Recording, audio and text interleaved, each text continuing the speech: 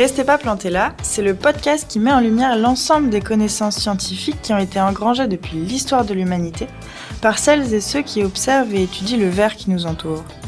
Réapprendre à connaître les plantes par le prisme des sciences.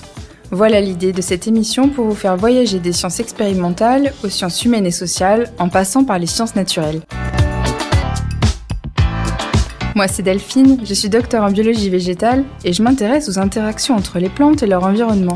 Et moi c'est Lucia, je suis doctorante et je travaille sur la perception de la sensibilité des plantes. On en est venu à se questionner sur les relations plantes-humains. Ce que cela implique sur notre connaissance du monde végétal, mais aussi et surtout tout ce qu'il reste à découvrir de ces dernières.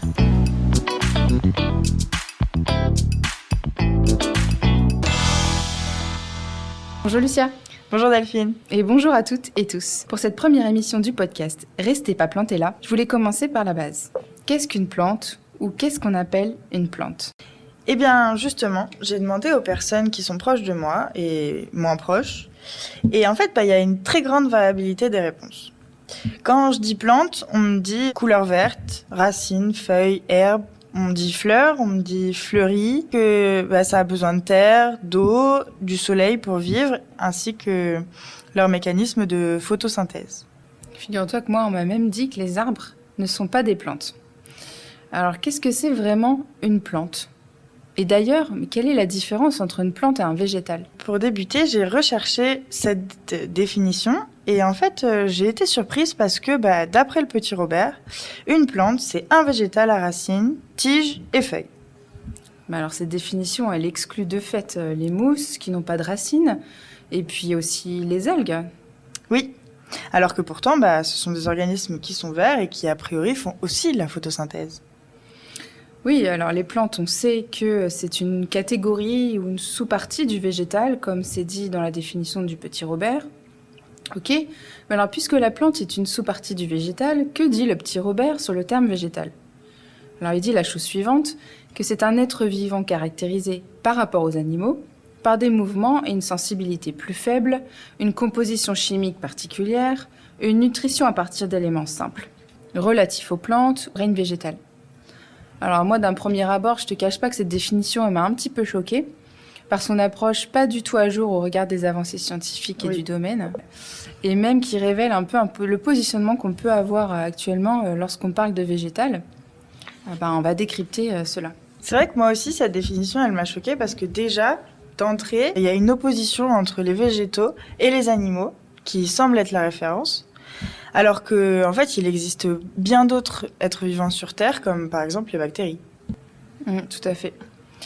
Ensuite, on parle de mouvements et de sensibilité plus faible. D'accord, ok, pour les mouvements, si on considère que plus faible se rapporte à plus lent, bien qu'il existe des mouvements rapides, attention, chez certaines plantes comme le Mimosa pudica et ses feuilles qui se referment au contact, ou la dionée et ses pièges à insectes. Donc les plantes effectuent des mouvements, mais trop lents pour être détectés par notre œil. C'est ça la différence. L'échelle de temps n'est donc pas la même. Oui. Et aussi, il nous dit qu'elles ont une sensibilité plus faible.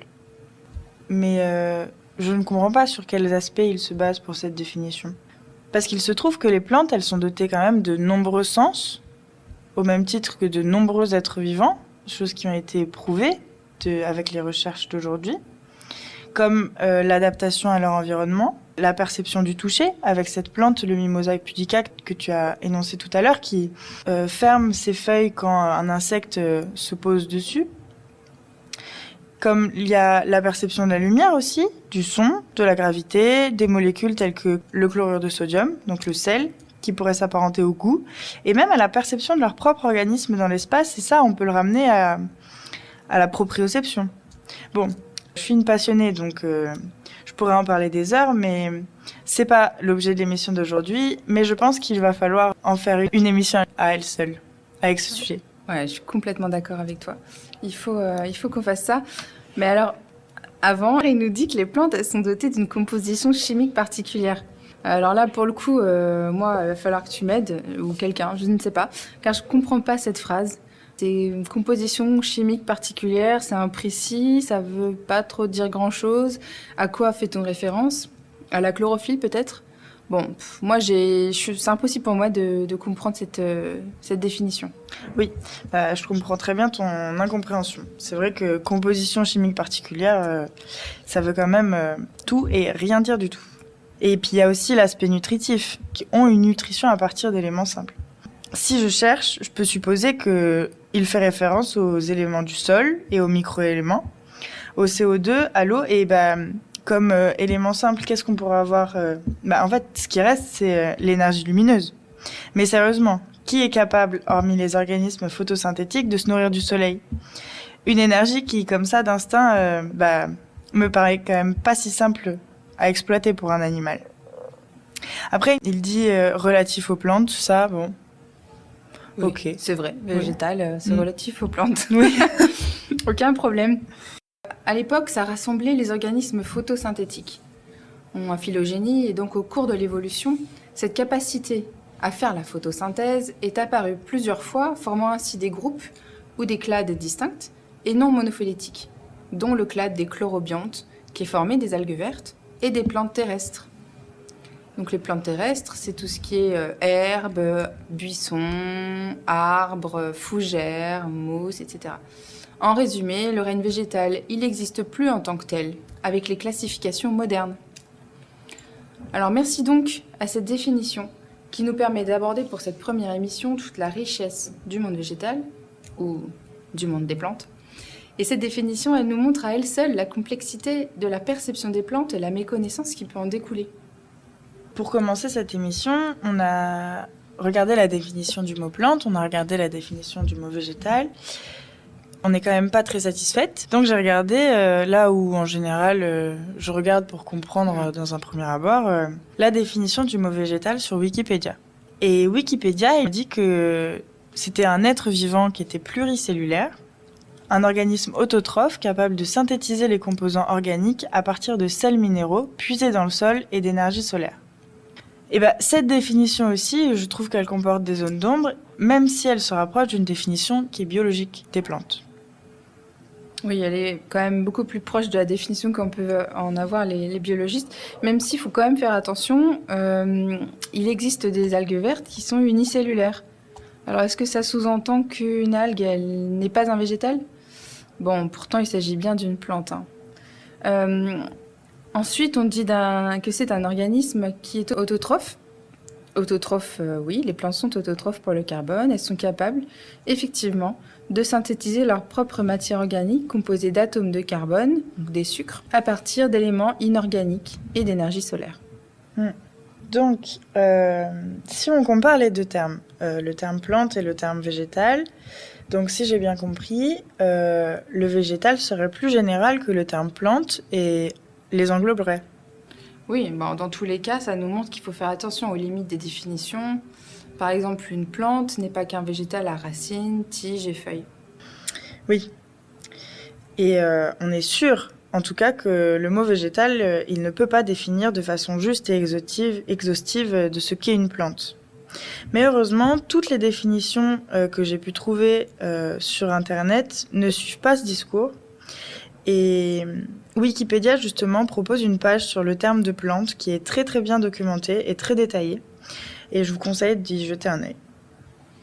Alors moi, je peux quand même, si ça te dit, proposer une définition de ce qu'est à coup sûr une plante en tant que biologiste. Pour moi, il s'agit d'un organisme eucaryote, doté de capacités de photosynthèse et autotrophe. Alors, ça veut dire qu'il se caractérise par des cellules dites végétales, formées d'une paroi entourant la membrane plasmique, dans laquelle se trouve une vacuole, qui est en fait la poubelle de la cellule et là où se stocke l'eau, des organites et un noyau contenant l'ADN. Parmi ces organites, on compte les chloroplastes contenant la chlorophylle, siège de la photosynthèse.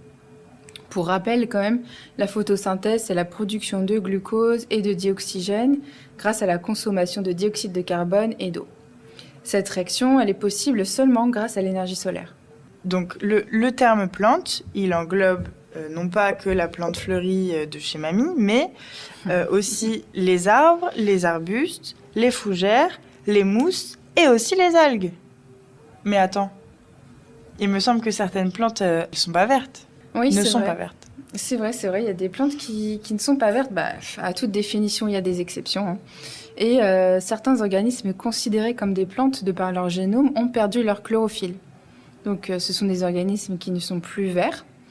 Et ces plantes-là, elles deviennent, comme l'orobanche par exemple, des plantes parasites d'autres plantes et vivent à leurs dépens, car ne pouvant plus subvenir à leurs besoins. Il existe également des organismes animaux, tels que la limace de mer, qui s'emparent des chloroplastes des algues qu'elle ingère et les utilise à son compte pour faire la photosynthèse et donc utiliser les sucres. C'est ce qu'on appelle la kleptoplastie. C'est vraiment très intéressant. Comme on a parlé de définition, je me suis dit que j'allais regarder l'étymologie du mot plante. Elle viendrait du mot latin, planta, qui indique la face intérieure du pied, et donc la plante du pied. Et en fait, le terme, il serait passé au sens du végétal. Bon, ça nous apprend rien sur la définition d'aujourd'hui d'une plante, hormis peut-être que le fait que les plantes se retrouvent souvent sous nos pieds. Et encore, je suis pas vraiment sûre. Mais j'étais un peu déçue, donc j'ai regardé sur la base de données du Centre national de ressources textuelles et lexicales, donc le CNRTL, et j'ai vu que c'est dans les années 1130 qu'est apparu le terme associé à fixer en terre, en parlant d'un végétal jeune ou à l'état de bouture. Ça remonte un peu quand même, hein. Oui, j'avoue que c'était pas hier, mais ce qui m'a étonnée, c'est que c'est 20 ans plus tard qu'est apparu le terme planta en faisant référence à la face intérieure du pied. Donc en fait, tu es en train de me dire que la première origine du mot plante, c'est vraiment au sens végétal. C'est pas que la plante du pied, puisque c'était au sens planté dans la terre. C'est ça. Bon, en tout cas, moi, ça me met l'eau à la bouche sur la richesse de la diversité du monde végétal, rien qu'aujourd'hui. Parce que oui, au final, le végétal, c'est pas un terme exhaustif scientifiquement pour définir l'ensemble des organismes chlorophylliens de type plante. Et puis, il est utilisé dans le langage courant pour évoquer la science qui étudie les plantes. On parle de biologie végétale, on parle de physiologie végétale. Les caractéristiques qui se rapportent aux plantes, tout à l'heure, tu parlais même de cellules végétales. Alors oui, nous, on a décidé donc d'employer le mot végétal et d'employer le mot plante selon les cas et les usages courants. Et c'est ok. Je trouve que l'idée, en fait, ce sera juste d'être le plus juste possible. Et pour finir, en préparant cette émission, figure-toi que je suis tombée sur les origines du terme végété, moi. Et puis, toi, par exemple, ça t'évoque quoi, végété ? Quand on me dit végété, j'aurais tendance à penser à la stagnation, à un manque de progression ou un niveau qui est pas très bon, une condition physique et intellectuelle amoindrie. C'est vrai que quand on parle de quelqu'un qui est mal en point sur un lit d'hôpital, on a tendance à dire qu'il ressemble à un légume. Bah ouais, complètement, quoi. Pas dynamique. Alors c'est quand même dingue parce que figure-toi que ce mot il vient du latin vegetare et signifie croître ou vigoureux, faisant référence à une plante qui croît par un principe intérieur et se différencie par des organismes végétatifs. Donc ça veut dire que végéter faisait référence à un organisme vif, animé, qui s'épanouit physiquement. Donc complètement l'opposé de ce qu'on pense actuellement de végéter. Encore de quoi méditer finalement sur l'évolution ou l'involution de la considération des plantes.